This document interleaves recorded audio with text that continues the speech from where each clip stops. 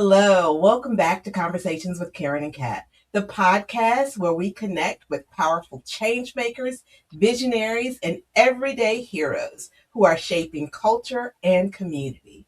Today, we're excited to welcome a dynamic leader who is shaping the future of professional growth right here in Metro Atlanta.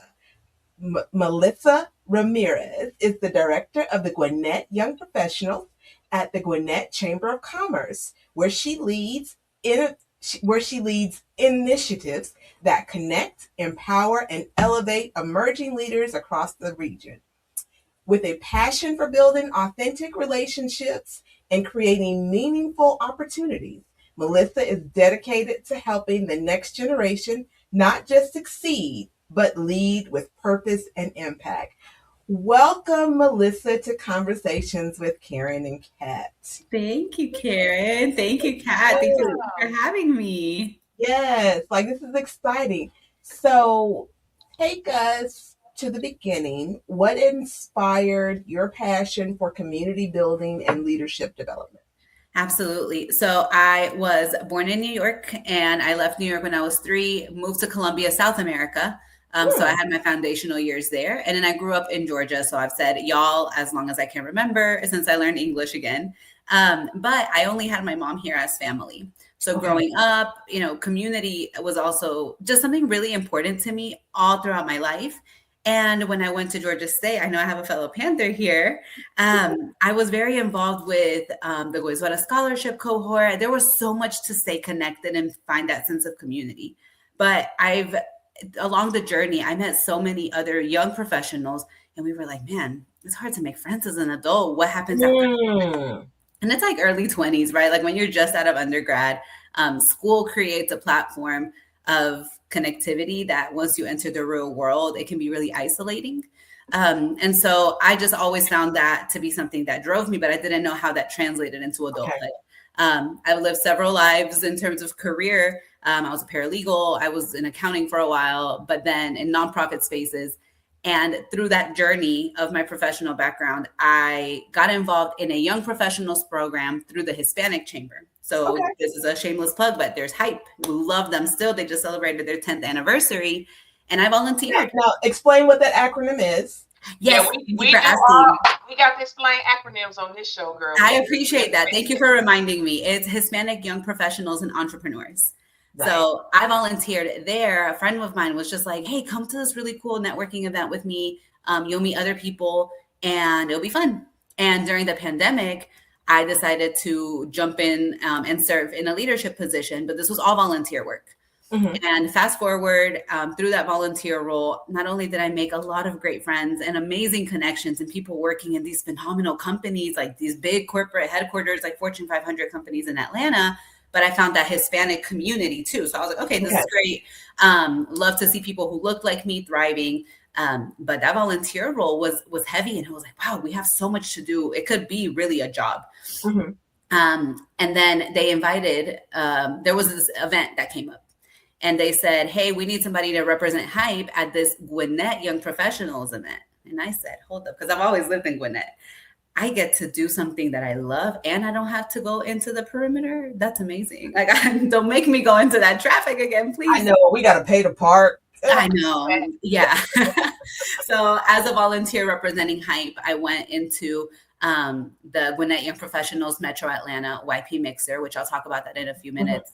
And then a year later, they had a job opening. And I said, there's no way that there is an organization that would pay somebody to lead these efforts where people can connect and find a place of belonging. But lo and behold, the Gwinnett Chamber is really one of a kind. We're the only chamber that we know of so far that has not only 1, but 2 full-time staff members dedicated solely to young professionals. But throughout my journey, it really has just been the community that's been around me and where I found a sense of belonging that translated into a passion. And now I get to create these spaces for young professionals, whether they're just out of college or just entering the workforce or already have established families, have their masters or up and up in their careers. But they find a place where they can meet somebody who they can relate to, give a hand up to as somebody else is giving them a hand up. But it's been a pretty organic journey. And I'm just so thankful that I get to do this for a living and really work through what I'm passionate about. So Wow. long answer, but I hope that answers the question. Yeah, it does. Go ahead, Kat. What are young professionals getting right today that older generations may not have underestimated?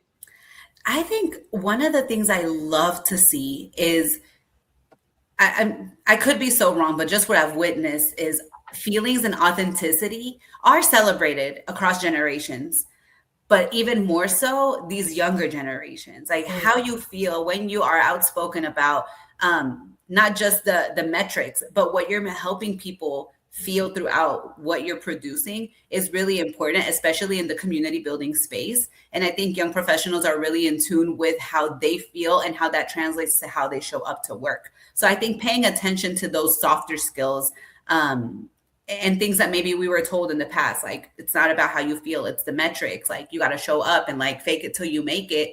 I think I'm witnessing through the work that we do that fake it till you make it will only get you so far, but authenticity is really key to thriving in whatever industry you're in. So how do you balance ambition with authenticity? That's such a good question, because no matter what program you are in, whether it's nonprofit, whether it's for profit, like, you know, you have to hit some marks. There's revenue that needs to be made to continue programs in our case, right?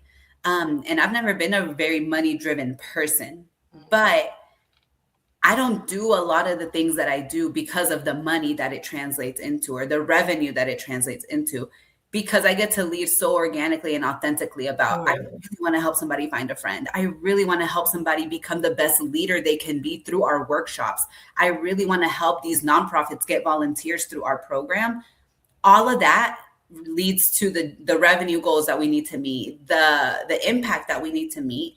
And it happens really organically. And yes, there are times that you have to stay focused, and there are times that you have to book your time and do not disturb because I have to make the budgets or I have to find sponsors.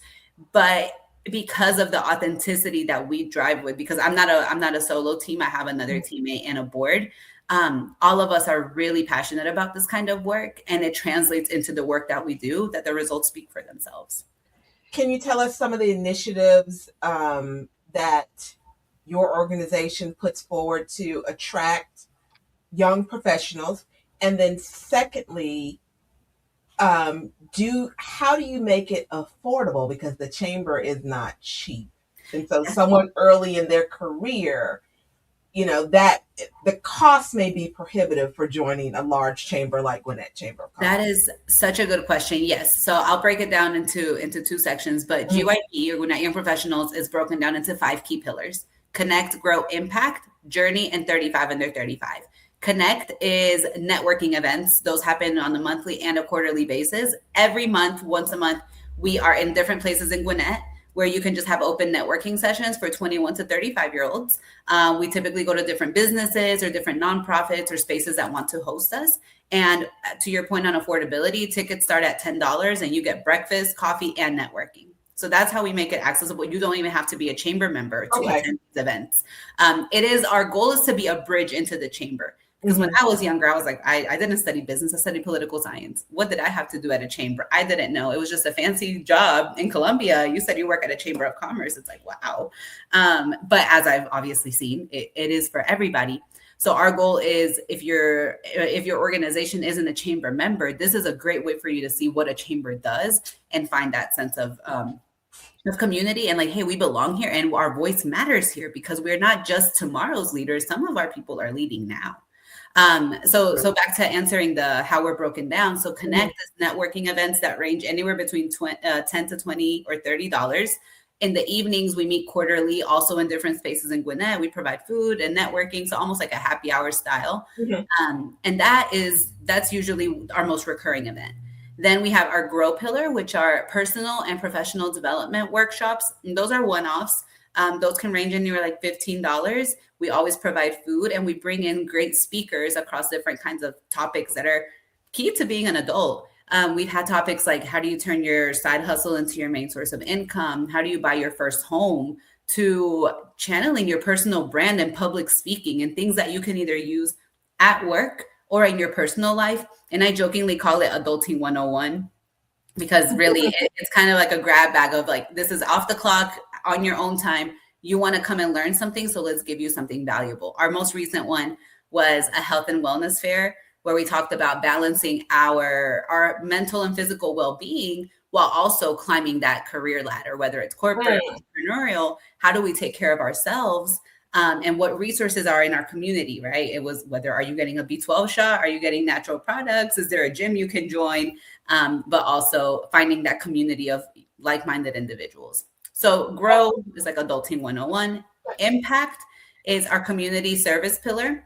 Those, we never charge anything, and we make those usually at least one is on a Saturday, so that if you can't come because of work or because of like budget reasons, that is free and you pay it forward. So we focus on hyper-local nonprofits here in Gwinnett County, and we usually send a group of 15 or more volunteers to serve in a local cause.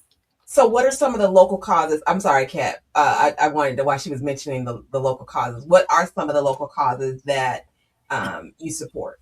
Yeah, we're open to like anyone in Gwinnett, but in the past and recently we've done Streetwise. We've done Project Kids Eat in the summer, where we were creating meal packages for kids who were living in extended stays or were experiencing homelessness or houselessness.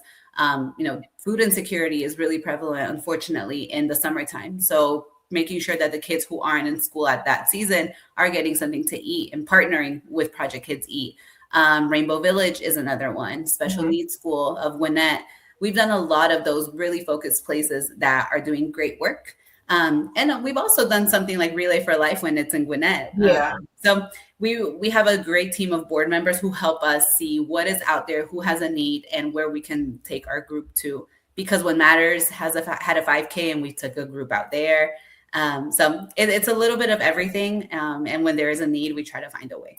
Do you guys do anything in January for like a Catherine Hardrick MLK Day of Service? We have to talk. We should. Let's talk about it. If it's in January, then we'll put that in the calendar for next year, but we would love to.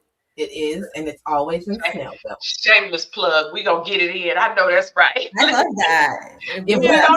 Right here. Yeah, full transparency.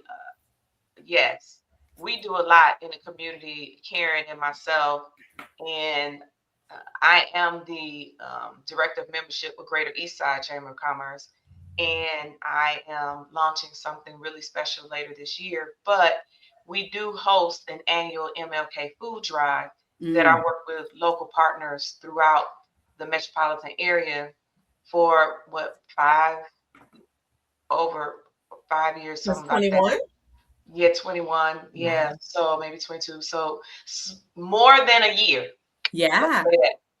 And when you said about for service, this is something that's near and dear to me. And you may or may not know this, but you mentioned some of the organizations that you work with, Streetwise, rest in peace, the owner and founder of Streetwise. And he's an amazing human being. How does the young professionals, how do you have those tough conversations about equity and advancement? I know you're under Gwinnett Chamber, which is probably as old as this county itself, maybe 200 years or less, and they've acquired a space where they have that reach and that support. Yeah. What do you do? What are the conversations to make sure that equity in it, that there is equity in advancement? Yeah. Because some of the cats that you've named, and those are great relationships. But we have a lot of folks in Gwinnett and beyond that are African American, veteran-owned, women, people with disabilities of all ages. What are we doing to make sure that those opportunities are captured throughout the process?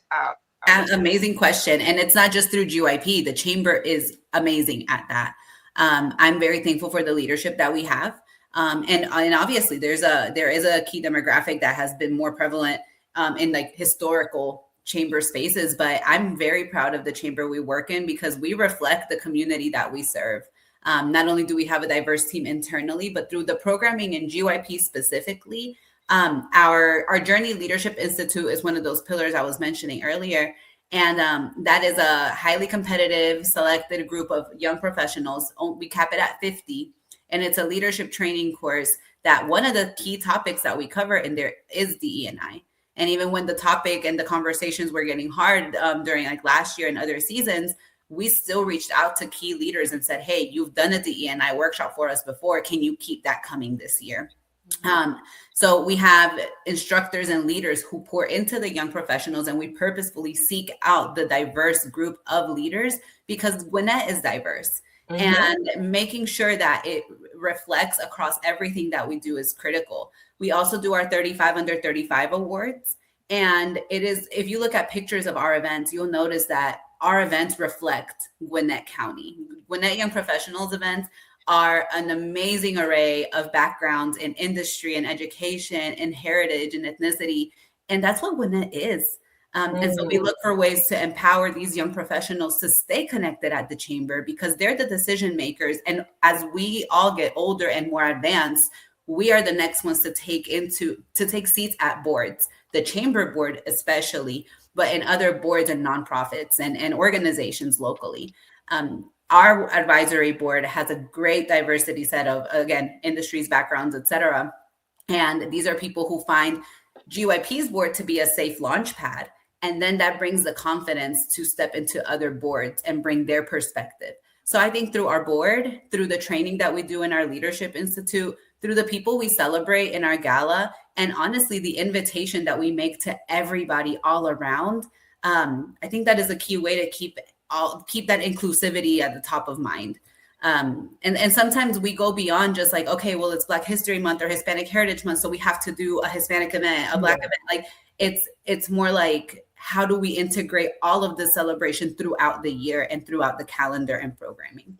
Right, the human experience and not limit. For me, it's a human experience that we all contribute to, not just identifying person's culture. However, you want to enrich and uplift and make sure we shine on all the things that make us wonderful and beautiful. So absolutely, yeah, I'll go ahead, Karen. I'll let you ask something else because I don't want to stay on that because I'm all about diversity, equity, and Karen is too. Yeah. But I see when I go to the chamber dinner, and this is not you, this is young Dems. Young leaders. Yeah, the awards don't reflect the community. The recipients of the awards. And I don't know, did you go to the last chamber dinner? Are you asking Karen or me? No, you. Me. Yeah. We work it. Yeah. So I only saw one African American receive an award, but that's the chamber. But I would like to see more diversity in the recipient in funding partnerships that individuals can elevate their business, be acknowledged for the work that they're doing, that is equal to all the other folks. That's what I'm speaking about when I come to, it's great to have mixers, and you're right. When you look at the photos, which I jumped on your website, you see there's like a rainbow of folks.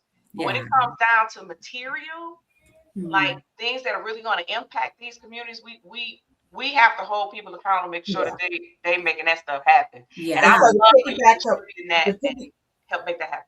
To piggyback on Kat's comment, what initiatives come through the Gwinnett Young Professionals that directly impact young business owners, either supporting their business, getting business,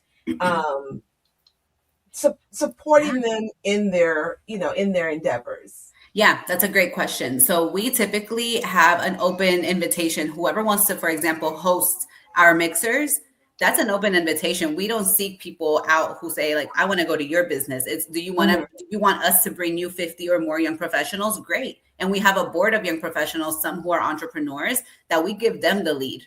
So our board, who is pretty diverse, we ask them to be our eyes, our ears, and our key ideators to say, this is what we're about. Where do we need to go? where do we need to bring this group to, or whose businesses do we need to support?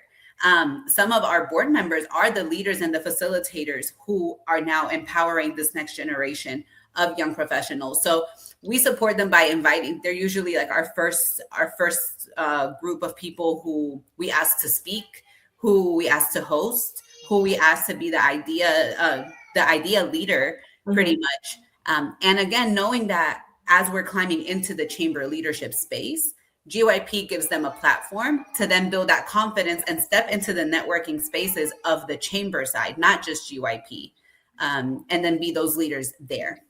And I will say a lot of our other awards do continue to reflect that, like Moxie, specifically for women. And I love Moxie Awards because it reflects, they have different categories of awards that they can win. And it's all celebrating women, but it just goes to show how many incredible women leaders we have in Gwinnett doing great work. And I think with everything, changes are going to take their time, but they're well intended and well on their way. And I think, Kat, to your point, there is absolutely always room for more diversity in some of these places. But I believe, at least with GYP, we're well on our way, because now it is a rainbow and so much that we do that there's just no way that won't reflect moving forward in our awards and our recipients. That's the key. One of the things that I notice the most when I'm giving out these awards is like asking and making sure I'm pronouncing everyone's names correctly, celebrating them because they're doing great work in the nonprofit space or in volunteer space.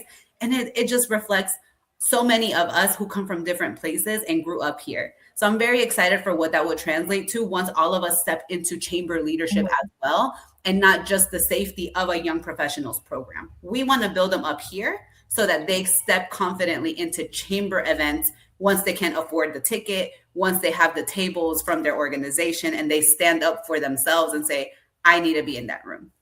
I love that. I really appreciate having someone that is aware that those conversations need to happen, and those conversations need to materialize into, I don't want to say contracts, but into tangible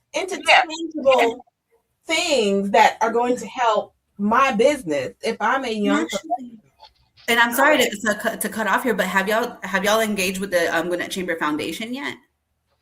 The Gwinnett Chamber Foundation. No, tell me about that. Let's talk about that. Oh, and about the Moxie, the applications are open now, right? Yes, okay, applications, nominations. So celebrate your women peers, and we want to see their names, and also they can apply themselves. They don't have to be nominated for these awards either, but yes, we want to see their names come up. And we do have a team, like different teams lead different programs and events, but the Gwinnett Chamber Foundation is our most recent venture, I would say. And Deirdre Cox leads that. Oh my gosh, if you haven't already, she needs to be here. I know Deirdre. Yeah. But Deirdre is leading initiatives that help and empower minority women and veteran-owned businesses.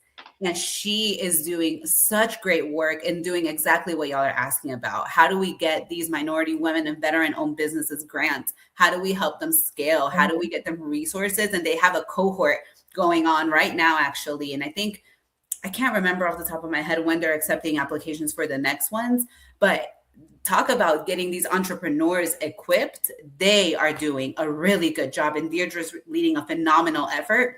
And I love it when, like, some of my young professionals, I tell them, hey, the cohort applications are open. So they're going through my leadership program and journey. And then they take up on Deirdre's cohort. And then you get to see them integrating. And then some of them are going to like Chairman's Club golf tournaments. And you're like, okay, I see you blending into all of the things that the chamber does to uplift you. Because slowly but surely the message is, you have resources. We can lead you to water, but please drink from it. Like, please drink from it because you're already here. And I'm such a big fan of telling them and saying, here's the application, here's the link, go, go, go. And this year, I really I just enjoyed seeing some of my young professionals participate in Deirdre's program, or in the Chamber Foundation's program and the initiatives that she's leading, because that's going to help their businesses scale. And then as those businesses scale, that translates into that financial and economic power. And we live in a world where money talks. So, so once their business scales, then they could pour into the community more. And now, is there a cost associated with any of the programs you were just describing? The Chamber Foundation, their cohort, I don't recall it being a cost. Their business has to be at a certain level because it's when the business is ready to scale. And I'm blanking on the details right now. I would follow up with you and get you that, but it should be on the website too. So forgive me. I focus so much on Journey and like our GYP programs that I slip on those others sometimes. But no, those cohorts, the idea is accessibility and helping them scale. And we want to be a resource. So I don't think there is a cost. There's an application component to it. Okay. All right. Kat, did you have another question about that? No, I'm looking at it. I'm on the website. People can go and find out and learn more about it. I am familiar with Ms. Deidre Cox, amazing woman. I see that she's the executive, and I see you guys have like 24 board members and so forth. And diversity is very important. And so I want to make sure that we bring that to the forefront, because I think a lot of folks forget or get comfortable. And I just want to make sure that we talk about it. And I'm glad, Melissa, that you're making sure that conversation does not fall on deaf ears. And I'll be looking forward to seeing that, like Karen said, turn into some material impact that's going to help these businesses. Because like I said, I'm a little partial.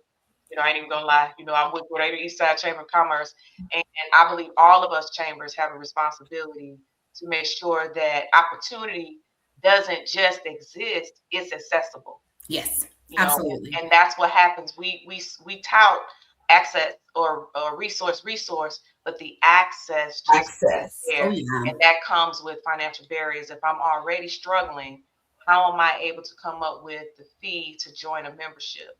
Yeah.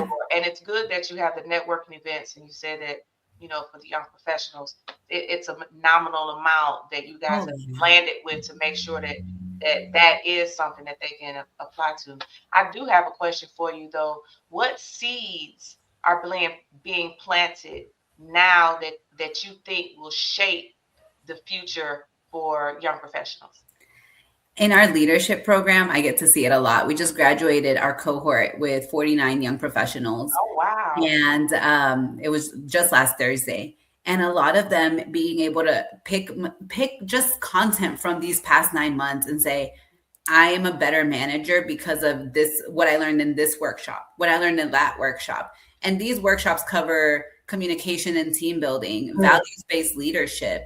Back to those things of like, oh, I have this leadership voice. And so maybe when I communicate, it comes off this way, but my teammates have this voice and they receive it this way. So how do we work together?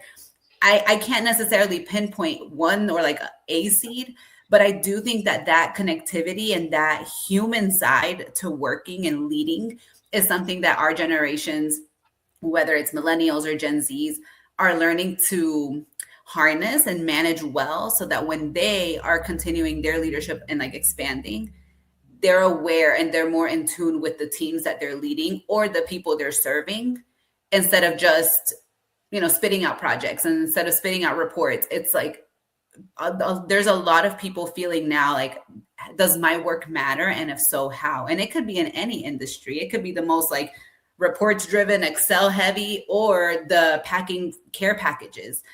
And no matter what you're doing, I think a lot of our people are realizing that there's like a part that's really important, that what you do matters. You have to identify it and get other people on board with you to make it all work. Because ultimately, no matter what we do, we all contribute to like a quilt of things that we do to make our community, no matter what industry we do. Absolutely. Very true. Very true. Is there an associate membership or a reduced rate on membership for younger members that want to join the chamber or smaller businesses? I'm so glad you asked, because for accessibility, what we're doing, GYP doesn't have a membership, period. Okay. It is a pay-as-you-go model. We make our gala, which is our most expensive event, $60 or less, because young professionals deserve to dress up, clean up nicely, and go celebrate their peers or celebrate themselves. And you don't have to be a member to apply for Journey. You don't have to be a member to apply for 35 under 35. And a lot of the young professionals that we meet already work for organizations who are either chamber members or know about it. And so then they could say, okay, I myself maybe can't join and pay the membership fee, but I'll talk to my bosses who perhaps now that I'm more integrated will find a benefit in joining the chamber. But for young professionals, we definitely are keeping it open and pay as you go. And that's why we seek sponsors so heavily, because we don't want to increase prices. Journey is our leadership institute. It is a professional development tool that we're entrusted by with many people in the business community in Gwinnett. And that is a $2,000 investment, but it covers everything. And 9 times out of 10, employers sponsor this or invest in their young professionals. But last year we launched a scholarship, because for the same reason, whether you work in a nonprofit, a small business, or your employer can't or won't provide this professional development tool, but you want to grow, then we have scholarship sponsors who help us offset those financial barriers. And when is the next cohort for Journey begin? Applications are open from now until June 26th, and the cohort begins in towards the end of August. How old I gotta be to do it? 21 to 35, but I jokingly say I'm the bouncer. So if you really want to come and you're a little bit over or a little under, you just, we'll talk. But who am I to hold you back from learning? Okay. I know that's right.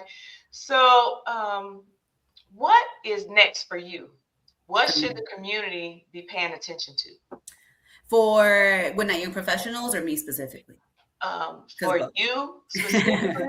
And then, with you, what's next for you? What should we be paying attention for you? I mean, you're the director, you're the rising star. So what's coming down the pipe for you specifically? I love that. Well, I am a fairly new, I think I can't say new mom anymore. But being a working mom of a toddler who just learned how to walk, I'm excited to continue growing. You're still a new mom. I feel, thank you, because I feel it. Okay. Congratulations to the best job in the world. Thank you. It is the best title that I can have. And now that he says mama all the time, I come home just so thankful that I get to do both. But I think what's next is, so I am 32 years old, and I joke around that I'm going to graduate or age out of my own program in the next 3 years. Right. But as I go through that, and as I experience what it's like to be on the later end of this GYP range, I do think, what can I create next for myself and people who are in my range now of our career, right? Because I am ambitious professionally, but I'm also ambitious for like a really balanced home life. And what can I do that is not sacrificing my son's waking hour in the evening all the time, but also what can I do that I'm like, okay, if I have to leave you with grandma or dad, it's because it's pouring into me more and more. And so we're coming up with new ideas on how to add value beyond Journey, beyond GYP, or perhaps you don't need to go to a morning mixer anymore because you're already at the chamber. So what types of programs and events do I create? Do we explore more virtual spaces? Do we want to do more like culture building experiences? And do we go on trips? Or do we create evening events for those of us who work a 9 to 5, but we want to invest almost like if we were getting our next degree, working on that at the chamber in the evening hours? Do we expand our team to juggle all of this? I mean, there's so much opportunity that through what I'm experiencing in my personal life and how I want to balance working motherhood and professional ambition, I get a chance to create and expand what we have. But most importantly, is continue to increase accessibility. The more people we can serve, the more our program can continue to grow in impact, but also in reach. And so right now I'm just thinking of how do we build more leadership opportunities for people beyond the 35 age range, because Leadership Gwinnett, we're not the same organization, but we are such a great stepping stone into that. So how do we continue to get people ready for something like Leadership Gwinnett or like their boards in other organizations that might not come from a networking event, or if they already did Journey, or if they're out of our age range. So expansion is probably one of those things we're looking into. And as for myself, just continuing to be a good steward of the resources that we have and being a good partner for our community, because people pour into us and we work really hard to make sure it is a win-win. Okay. Do you have a go-to book or podcast, besides Conversations with Karen and Kat, that you would recommend for young professionals that you encounter? I have one off the top of my head because my boss recently recommended it to me. And it is marketing specific, but it actually applies in the work that we do. but it's called Know What You're For. No before. I can't believe I'm blanking on the author. I'll look it up right now. But he's from the founder of Gwinnett Church. Gwinnett Church or Sugar Hill Church? I have it on I'm listening to it right now because I'll be honest, if I read the book, I'm gonna fall asleep. Listen to it. We're good. It is Know What You're For by Jeff Henderson. Jeff Henderson, I see it. So it's not a spoiler, but through the marketing tactics and techniques that he's sharing, a lot of the things are, how do these businesses help their clients feel seen, valued, appreciated, and continue to engage? And that's something that in any spaces that I've been in, whether I was a paralegal or accounting or in a nonprofit or now here, which is also a nonprofit, it aligns really well with, if you make sure the people you're serving feel seen, heard, and valued, they will continue to come back to you. And then they join your board. They become your volunteer force. They become your biggest ambassadors. And it's not in a transactional intention. It's, I must have done something right to make you feel really good. And now you want to continue that. So that's the one that I'm listening to now. Short, sweet, easy to read. And that's probably it. And then podcasts, I'm outside of conversations with Karen and Kat. Did you I'm like, if you ever lose sight of one, lately I'm just trying to like say with really like positive and like good stories. Yeah. Because if you tune in too much on the news. Oh my goodness, this is so true. Yeah, I can't get too consumed by what's going on because I have a little one that I want him to know the world is still beautiful. Yeah. So I don't have one right now. I can't think of one right now, but definitely that book has been a little ray of light to keep doing good work out there. Know what you're for. I love that. Now, Kat, you want to ask the last question? Yes. We are all about mental health, and we want to champion that. That's a conversation that's not talked about a lot. So what are you doing to manage your mental wellness, being as busy as you are, mom, your professional life, personal life? What are you doing to manage your personal mental health? That's such an important, we could talk about this. Could be a whole other episode. Okay. That's why we talk about it, girl. I think vulnerability is important. I think I work in a place that I don't have to pretend that everything's always perfect. I'm so thankful for the leadership that we have, because as a mom and as a young professional, if something is wrong, I can voice it and say, I just need, we have Flex PTO, our benefits have been good, but to manage my own mental health, I have a great support system, and I'm not shy to ask for help ever, whether that's a good thing or a bad thing. I am very true to that. If I need help, I'm going to raise my hand, and I love helping people. It makes me feel good. So I switch my framework and say, if I feel good when somebody asks me for help and I do it, if somebody says they want to help me, it's going to make them feel good if I need help. So I demystified asking for help. But there's something to just going for a walk. I love walking my dog and just taking, even if it's 10 minutes, I just did that before I jumped on here, and just taking that little breather without my phone. I was just looking at the time, but taking a walk, moving your body.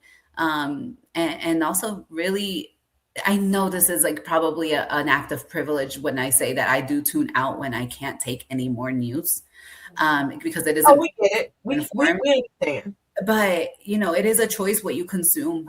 And I get out of social media. I got off of social media for Lent and beyond. And I'd rather just ask, wait, what's going on, than to be consumed and snappy at my son, at my mom, at my husband, because I'm just overwhelmed. So, taking your break, and if this is the opportunity we have to tune out, it is a privilege, but I will recognize it, recharge, and then go back and continue supporting and advocating and fighting for what we need to. But if I'm not okay, I will never be able to do that elsewhere. And how I raise my son, I think, is an act of resistance, right? Yeah. I love it. Those are all great self-care tips. Yeah, absolutely. Those were all amazing. And I love how you ended with stepping away from all of this overflow of the internet and news coming from whatever form you receive it.